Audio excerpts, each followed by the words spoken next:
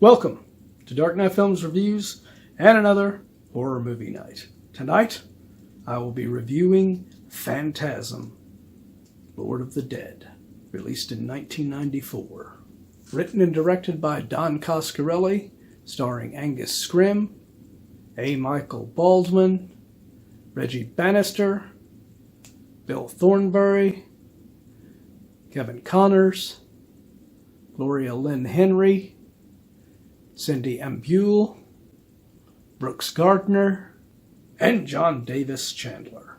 Now, after the excellent Phantasm and the equally awesome Phantasm 2, I had high hopes for Phantasm, Lord of the Dead. Unfortunately, those hopes were completely dashed by the beginning of this film when two stupid decisions were made right off the bat. Number one, they chose to bring back A. Michael Baldwin to reprise the role of Mike Pearson, instead of just bringing back James LaGrosse. A. Michael Baldwin was an excellent child actor. As far as I'm concerned, as an adult actor, he is pathetic. He is horrible. He has no way of emoting that makes him impressive at all in his performance.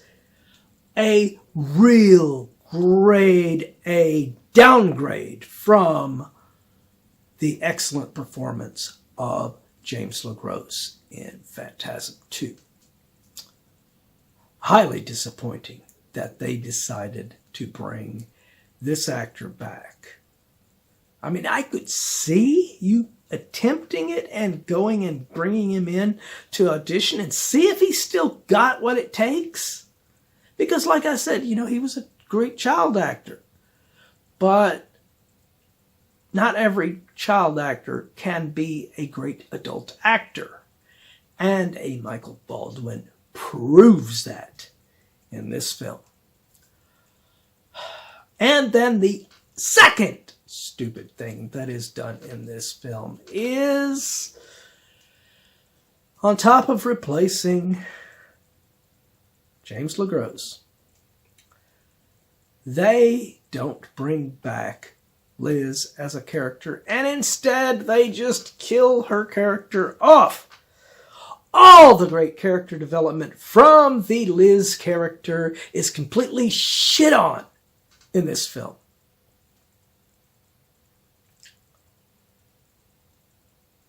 Such a travesty.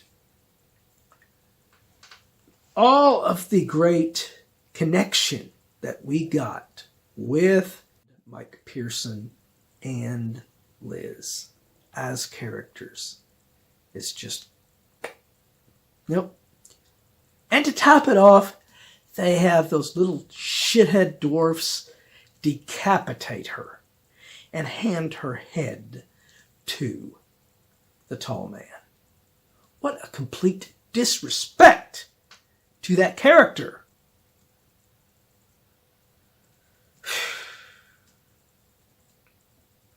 And as I said, I think A. Michael Baldwin was a very good child actor, in my opinion. And in this film, we get, in my opinion, another really good child actor with Kevin Connors playing Tim.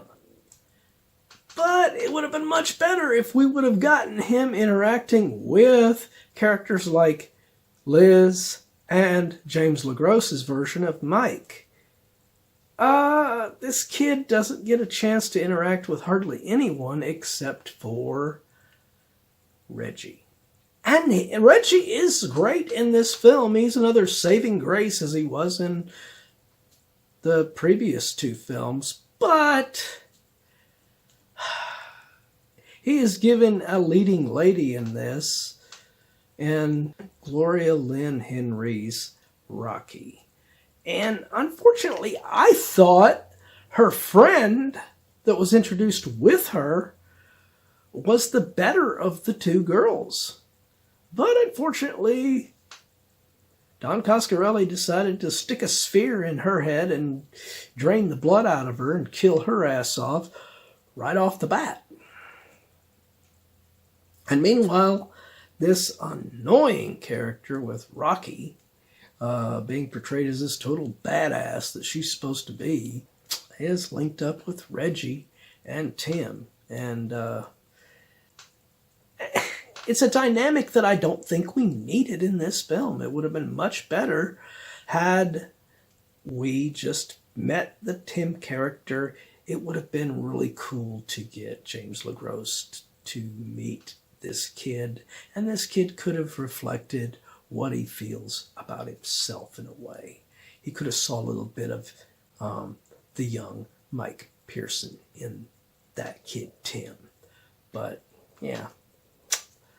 The other saving grace in this film, though, is, of course, Angus Scrimm as the tall man. I mean, he is great, as usual. I mean, he's given his all for this film, but there was no reason to continue this story forward, especially not in the way that it is continued here.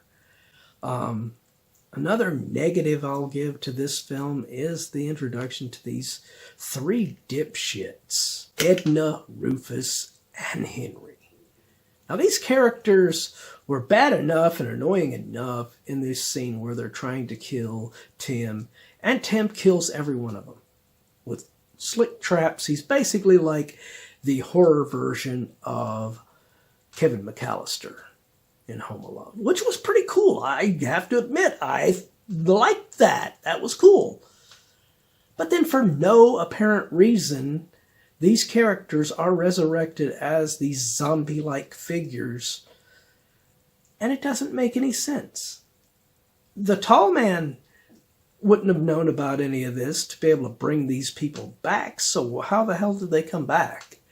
So that is kind of goofy that these characters were kept around past their time. I would have loved to have just seen them show up there, all get killed, and then that would have been it for those characters.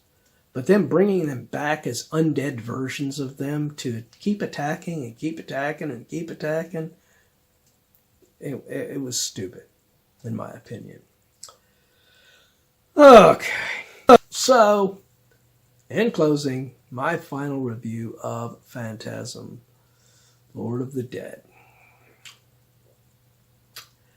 I'm going to give this film a 7.0 out of 10. There were moments in it that were good with Reggie, with the tall man, and with the character of Tim. But, man, so many missed opportunities in this, and the complete sacrifice and screwing over of the Liz character was unforgivable. But what do you guys think of this film? Do you agree with my review? Do you disagree? Let me know in those comments down below. And as usual, if you enjoyed this video, do not forget to like, share, and subscribe. And don't forget to click that bell icon so you can be notified about future videos just like this one. And while you're by the subscribe button, click that join button and become a Dark Knight fan. As a Dark Knight Fan Plus member, you have access to an area on the channel right now where you can request a movie, TV series, or ranking video of your choosing. And when that video goes up on the channel, it will go up for all Plus members to view prior to it coming up for everyone else. And then I will put another post on there, so it's not a one-time thing. You can do it again. So, if you want to get interactive, now's your chance. Well, that's it for another horror movie night. If you missed last week's horror movie night video, you can check it out in the link above. Or if you have missed any of our videos on horror movie night, check out this playlist and you can check out anything that you've missed.